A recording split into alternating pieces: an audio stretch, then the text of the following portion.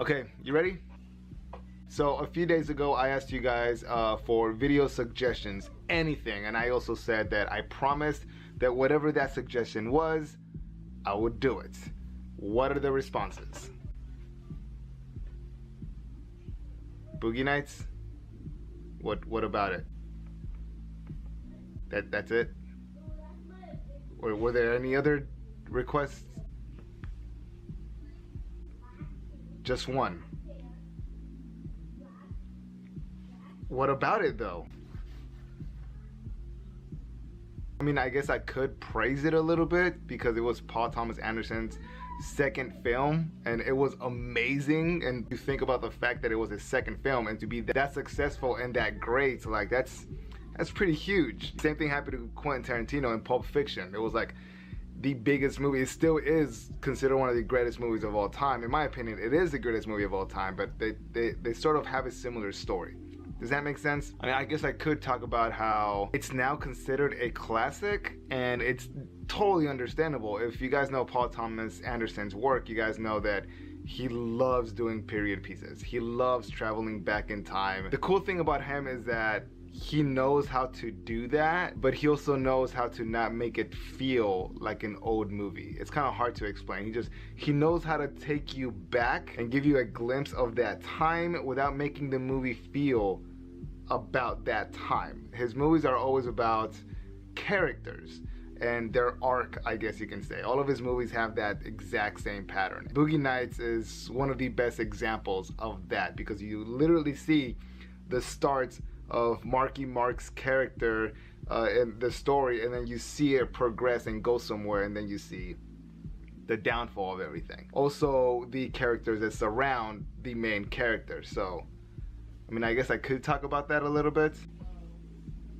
I guess I could also talk about how Paul Thomas Anderson, being a huge Martin Scorsese fan, he can deny it all he wants. This movie feels like a Martin Scorsese film. Not necessarily the story, but the directing structure. It feels like Martin Scorsese is behind the camera directing most of these shots, because there are other shots, other scenes that feel like Quentin Tarantino directed. For example, the opening shot, the very first scene, the one take introduction to all of the characters, the camera coming into the club.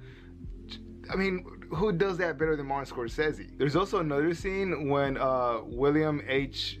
Macy's character catches his wife fucking another guy for like the 100th time, and at this point he's completely snapped silently and can't take it anymore and decides to shoot the guy she's literally fucking at that very moment, and then take his own life. That whole entire one take is a complete ripoff of the scene where Mr. Blonde in Reservoir Dogs goes outside to get the gas can, and how the camera follows him outside.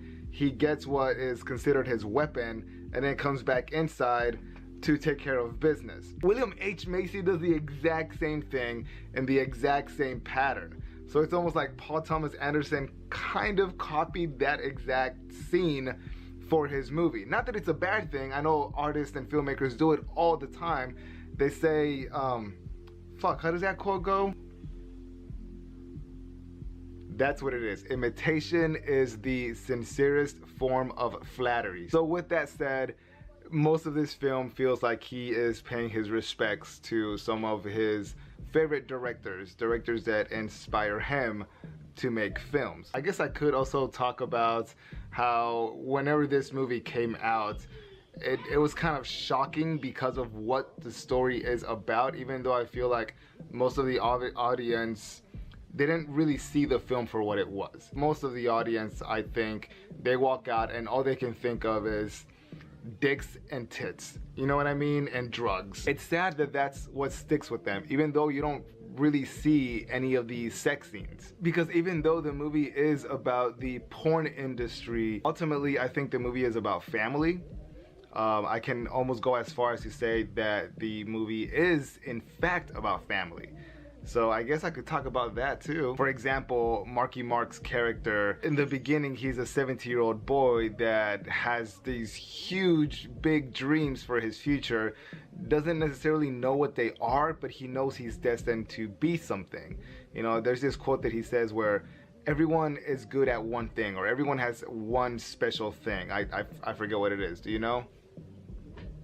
No? Oh, okay. So even though he doesn't know necessarily what that one thing is, he knows he has it. His parents, even though they're not divorced, they've kind of still created a broken home for Marky Mark. His father does not at all portray what a father figure should, and his mother, psycho-alcoholic, no way, shape, or form does she portray the mother figure that she needs to. She doesn't baby him at all. She's very harsh and just like mean as fuck, putting him down all the time. His dad, who should be a father, mentor, man figure, is more like a puppy with a tail between his legs, okay? There's this interesting scene when he does run away from home, as he's running out of his house and his mother slams the door behind him. As soon as that door slams, it immediately cuts to Burt Reynolds, the porn producer, director, opening his front door and letting Marky Mark walk in. And that right there alone lets you know that as one door closes, another door opens. So it's obviously the beginning of a brand new chapter. So obviously he's replacing one family for another. One mother for another, Julianne Moore, and one father for another, Burt Reynolds. Actually, come to think of it, does that mean he fucks his mom, seeing how his first sex scene is with Julianne Moore? I mean, it's not his real mom, but in the movie, they call her mother so many times. She's considered the mother figure for all of these porn stars. So he technically does fuck his mom, and in a weird way, I guess Roller Girl is his sister, which he also has a type of relationship with. I don't know, maybe I'm reading way too deep into this. It's Paul Thomas Anderson's second film. Like, he really knocked it out of the park. He nailed it perfectly with this movie, because it is really, really good, even though it feels like he's imitating other directors and he's kind of making the rise and fall story that we've seen so many times. It still kind of stands alone in its own artistic way. Every character in this movie pretty much is missing something, is broken in some sort of way, has some type of negative history, but under Burt Reynolds in this household, they have created their own circus-like family.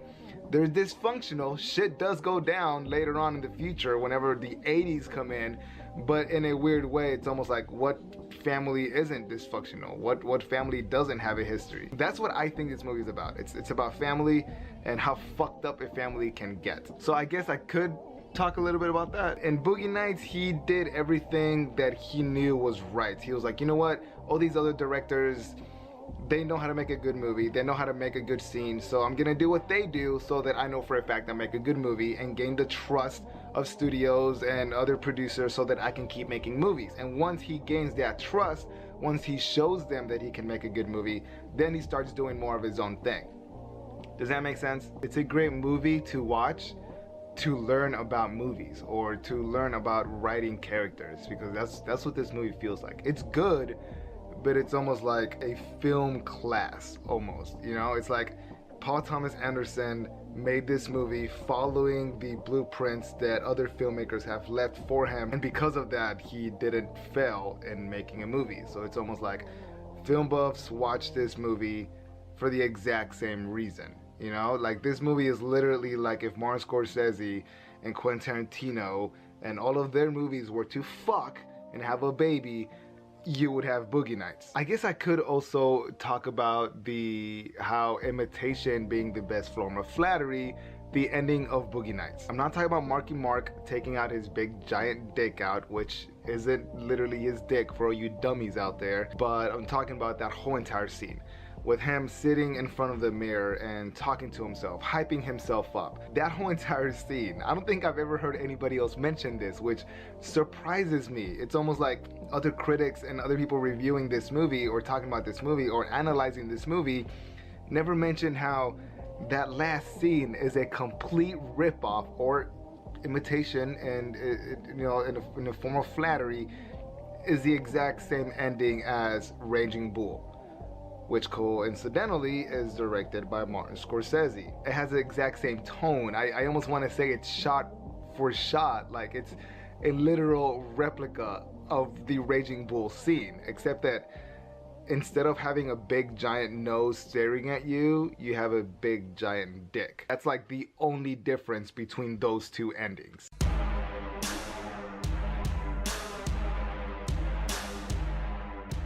Listen, I know it sounds like I'm shit talking this movie, but I swear I'm not trying to, okay? It is good, and it does stand the test of time like other Paul Thomas Anderson movies. Like I said, he knows how to make a time period film without making it feel old.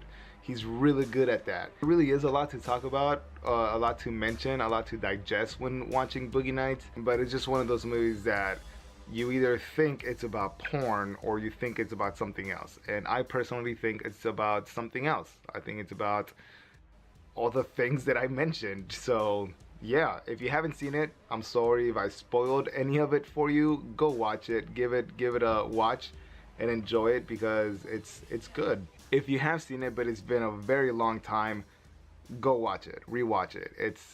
And try to see if anything that I said made sense. And if you've seen this whole entire video and nothing that I said made sense, then I guess I apologize for wasting your time. But I think that's it. Was that all? We just got the title, right? So yeah, I don't know what else to tell you. But thank you for watching, and yeah, any suggestions, write them down below. Please try to be more specific so that next time I know exactly what to talk about, okay? Don't just give me a title, because this is a type of video that you'll get, okay? Yeah, that's it. Goodbye.